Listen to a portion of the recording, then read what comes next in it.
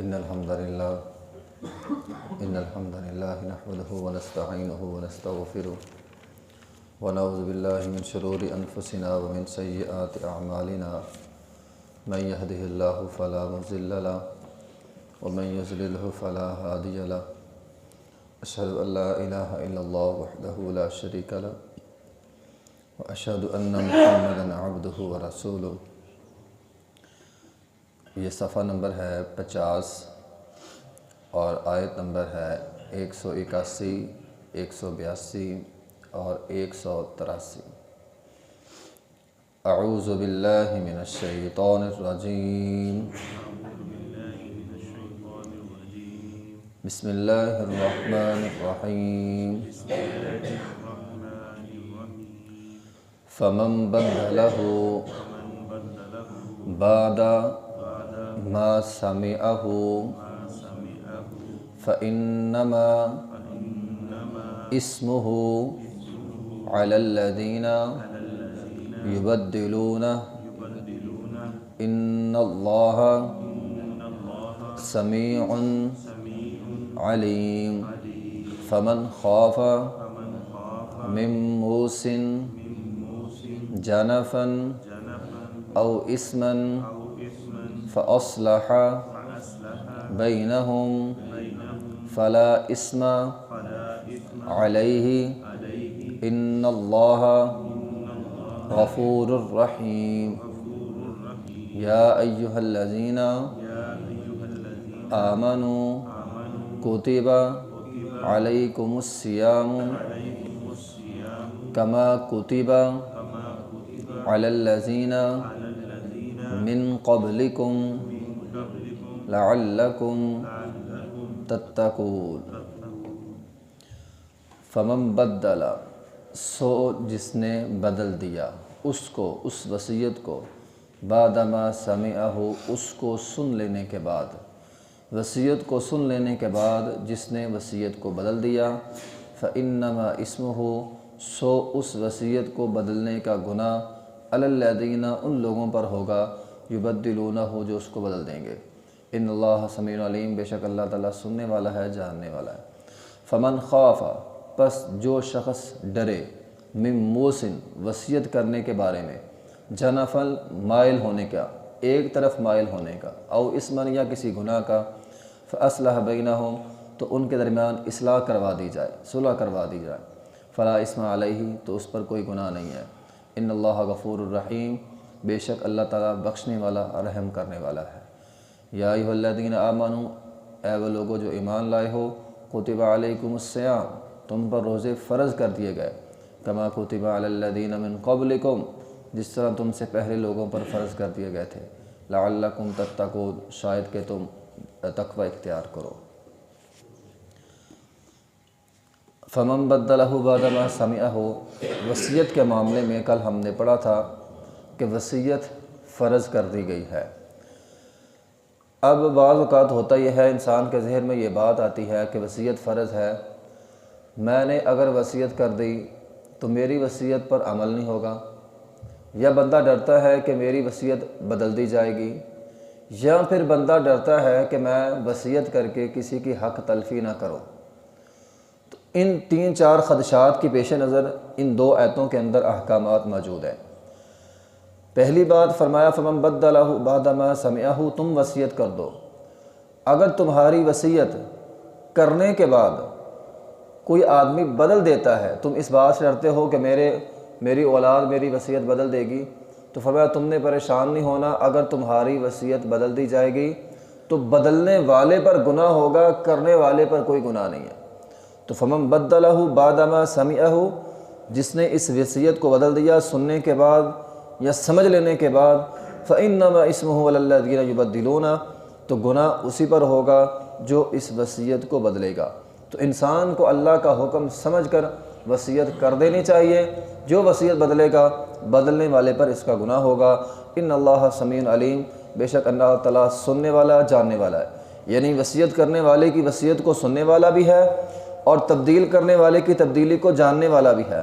اس لیے تبدیل کرنے والے کو دھیان رکھنا چاہیے کہ اللہ کا عذاب تبدیل کرنے والے پر آئے گا۔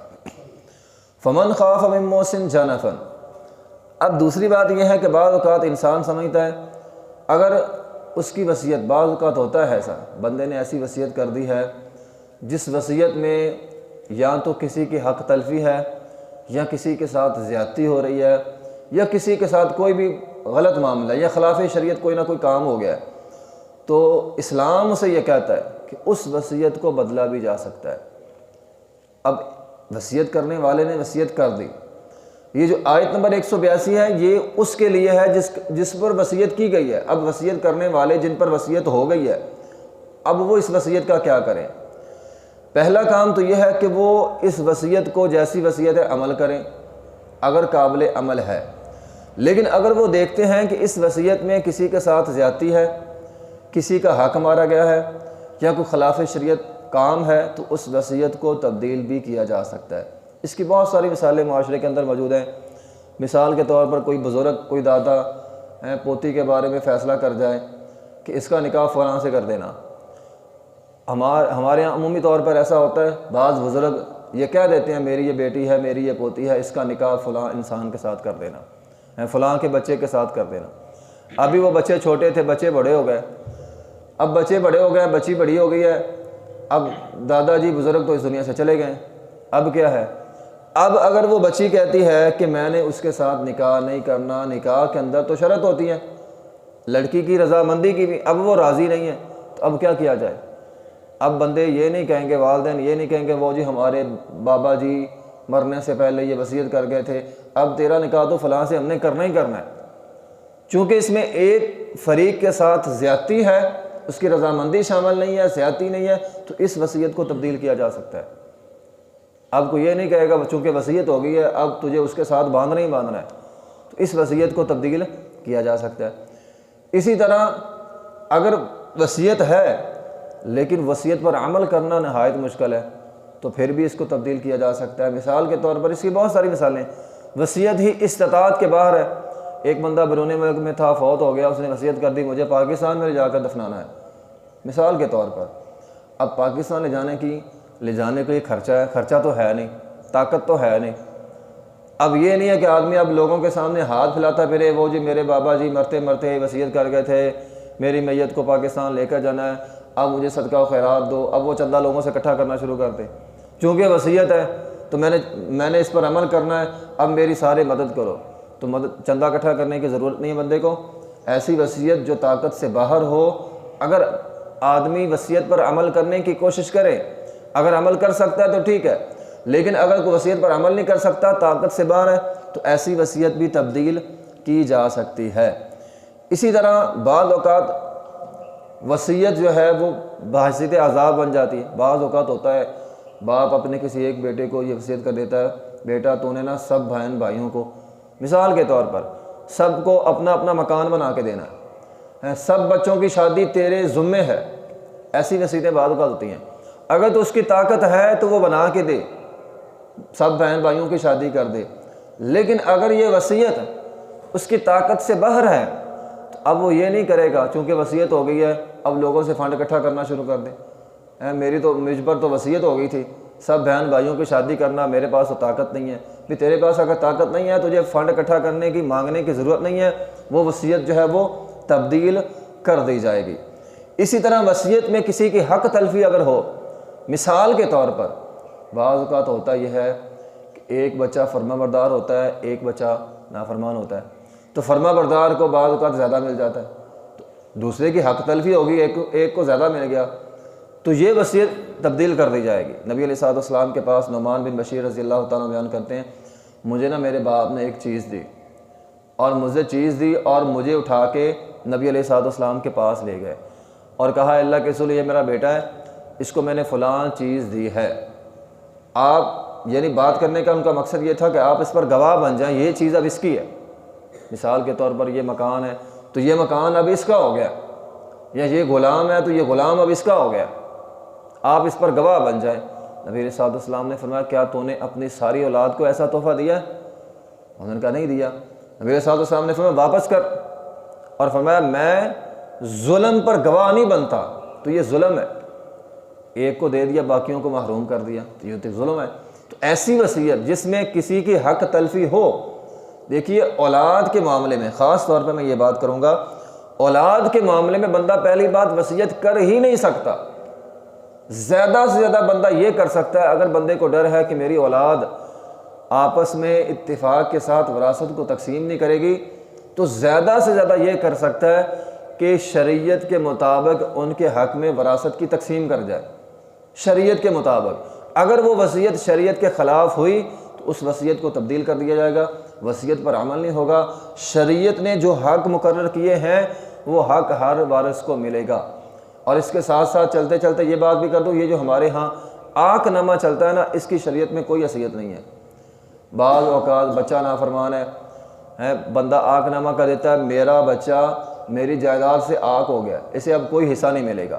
تو عاق نامے کی پاکستان کے قانون میں تو حیثیت ہو سکتی ہے، شریعت میں اس کی کوئی حیثیت نہیں۔